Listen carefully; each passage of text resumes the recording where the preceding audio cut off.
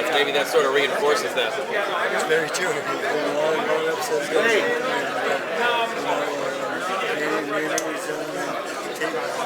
he's focusing like he's supposed to. I expect it. So, what did you think about Victor Ortiz's performance on Saturday? And does that, Oscar told me yesterday he thinks that puts him in the Manny Pacquiao sweepstakes and that he would knock Manny out of the fight. I don't know about that, but I picked Victor to win the fight because I like him at the weight. Because my reason is that one day he sparred with Manny Pacquiao when he was weighing like 155 and not making weight, not close to a fight. And him and Manny Pacquiao had one of the best sparring sessions I ever saw in my life. Manny started getting to him at the end of it, but it was a great sparring session. And I've always told Victor, don't 140, you're struggling, you're killing yourself to make that weight, making yourself weak and so forth. I said 147, you're a better fighter.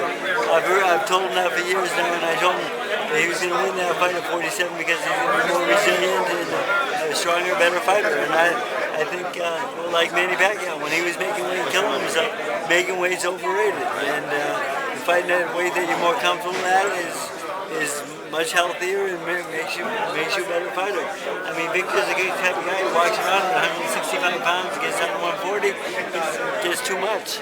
When was that sparring session? That sparring session was when we were getting ready for the Diaz fight. Diaz. Manny was fighting 35 at the time. He was in the back room. It was one of the best 6 rounds you ever saw. It was really good. And I didn't use him that much for his sparring partner because we weren't fighting the southpaw, but he was in the gym at the time getting ready. But he didn't have a fight coming up. So twice in here when he was close to weight, trying to make weight 140, he got stopped by a body shot once and knocked down by a head shot once when he was close to weight. And I always said higher weight's gonna be better for Victor, and it surely was. So he's got balls. You knew it all along that he had balls in spite of that, in spite of what happened with Maidana. He's a tough kid, man.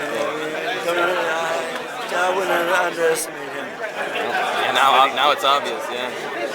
Freddie, where do you think that Manny ranks among all-time greats?